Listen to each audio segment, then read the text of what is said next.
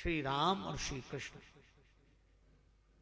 राम जी मिथिला में निकले तो मिथिला की देवियां चाहती हैं कि श्री राम उनकी तरफ देख लें, पर श्री राम जी ने नहीं देखा, देखा ही नहीं।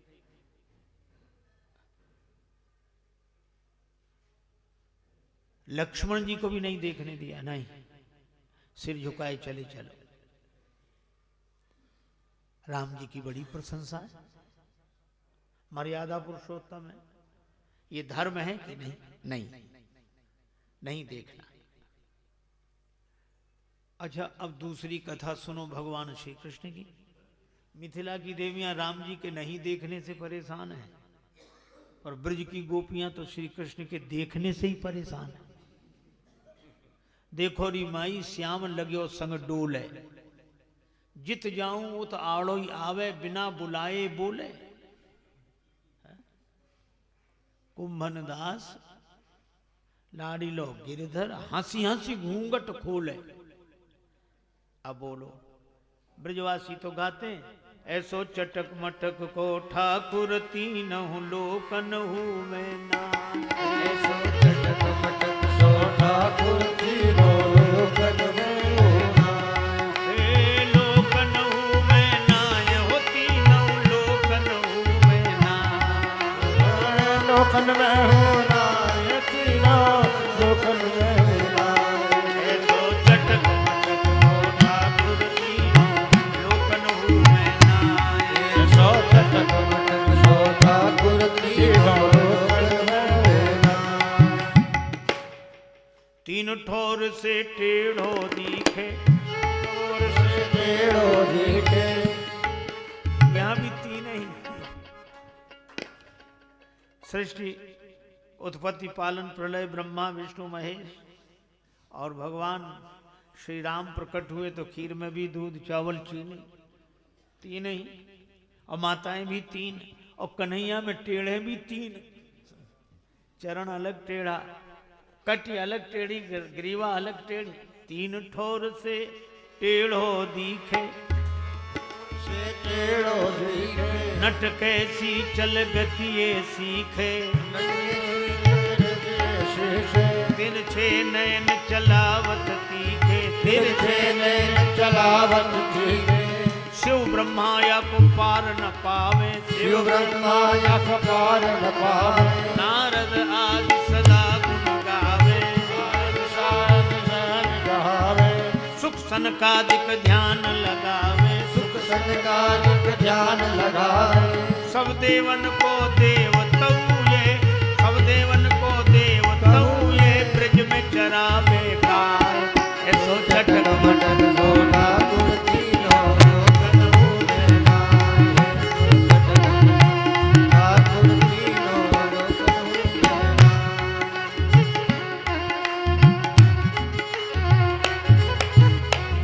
अच्छा, अब देखो, भगवान राम देखते नहीं मिथिला की देवियों की ओर, नियम है?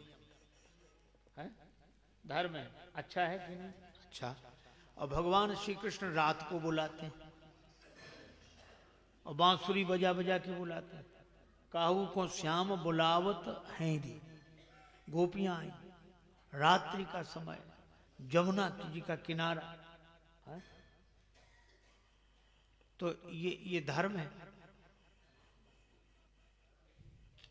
बोलो।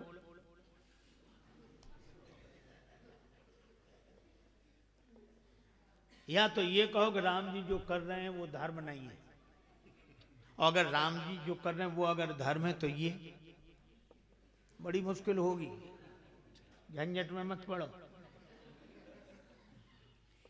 पर मैं आपको बताऊं, श्रीमद् भागवत परमहंस संहिता है, विद्यावताम भागवते परीक्षा, ये परमहंस संहिता है। ये बात अलग है कि कोई भागवत कर रहे थे तो एक सज्जन आए, बोले आज अद्भुत भागवत हुई। क्यों? बोले एक भी श्लोक नहीं कहा। तो हमने हंसकर विनोद में कहा, हमने भागवत होती परलोक के लिए, उसको इस श्लोक से क्या मतलब।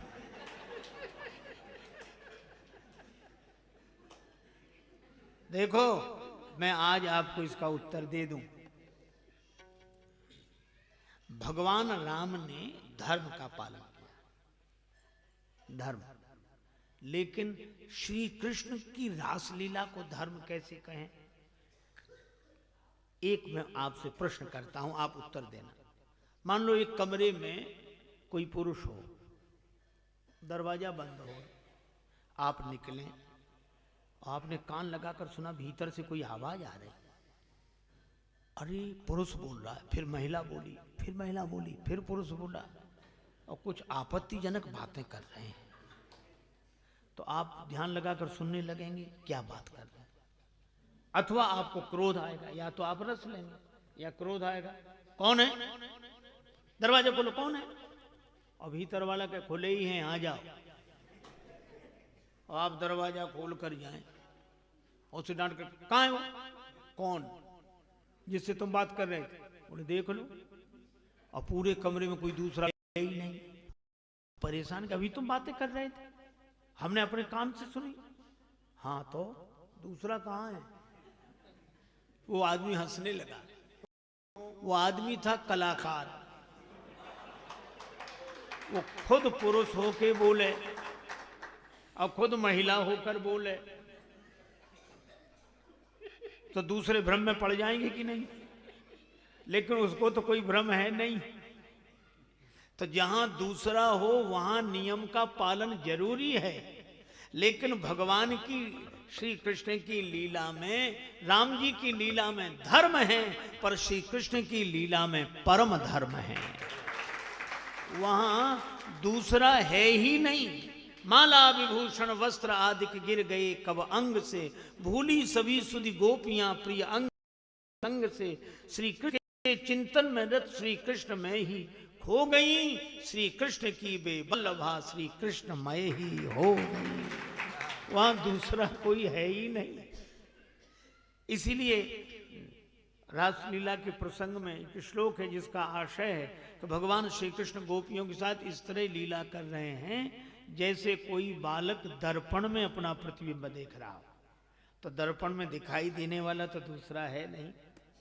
तो जहां द्वैत ना हो वहीं अभेद, और जहां अभेद वहीं परमहंस वृत्ति। इसलिए राम जी की लीला हंसों के लिए है और भगवान श्री कृष्ण की लीला परमहंसों के लिए है। लेकिन राम जी का अवतार पहले हुआ, श्री कृष्ण जी का अवतार बाद में। इसका अर्थ है जीवन में धर्म पहले होना चाहिए। जब राम जी का चरित्र धर्म से धुलाई कर दे तो श्री कृष्ण का चरित्र प्रेम से रंगाई कर देता है। यही जीवन सिखाता है। पर महारानी से जो राजा ने प्रयाग में कहा वो नियम की बात कही कि तुम यहीं से देख लो, बस यही काफी है। मर्यादा के भवन में रहकर भाव के झरोखे से झांककर, पर ऐसे जाना ठीक नहीं है।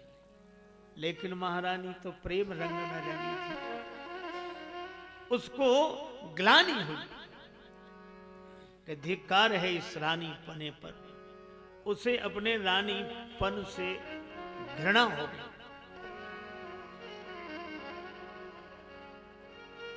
रानी पन से घृणा हुई, आंसू बहाती रही।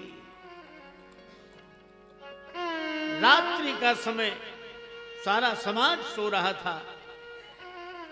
महारानी उठी, सामने ही त्रिवेणी का संगम, संगम के जल में कंठ तक प्रवेश किया, खड़ी हो गई, हाथ जोड़कर कहा, हे प्रयागराज, आत्महत्या के समान कोई पाप नहीं, पर वह मैं करने जा रही हूं। मैं आपके भजन के बिना रह नहीं सकती और नियम बाधा उपस्थित कर रहा है, मुझे क्षमा कर देना।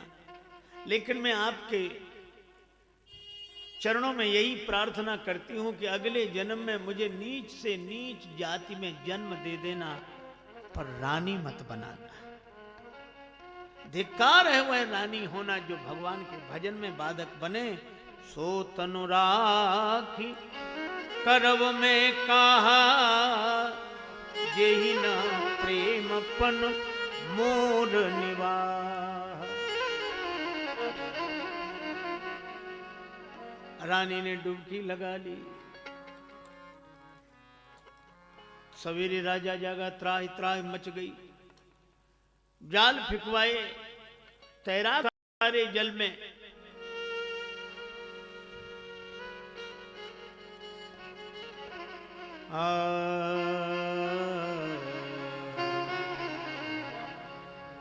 रानी का शरीर मिल गया, पर रानी तो जा चुकी थी।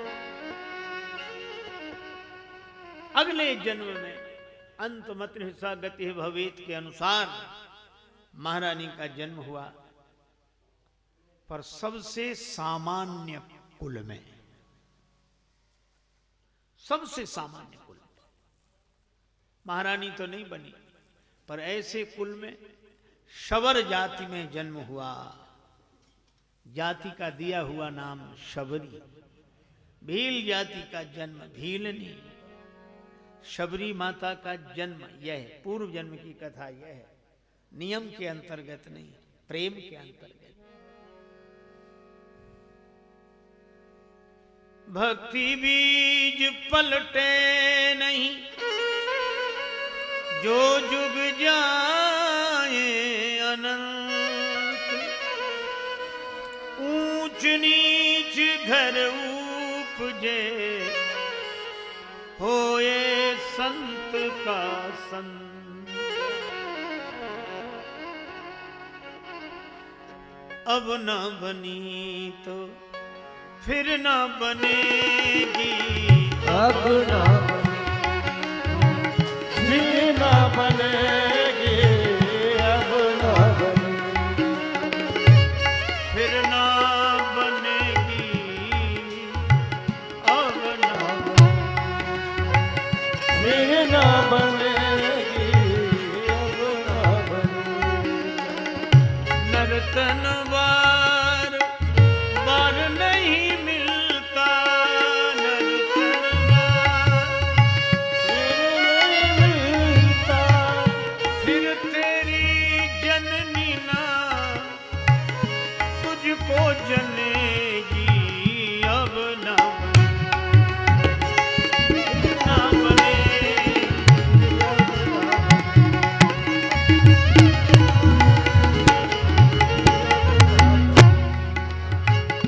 फिर ना बनेगी, बनेगी अब ना बने।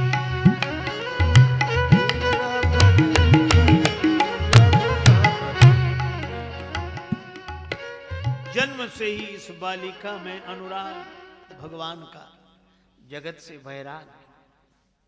कभी फूलों को देखती तो कहती आज खिले कल जुग चले, परसों मिल गए धूल। देख दशा यूं फूल की, फिर क्यों फूलत फूल।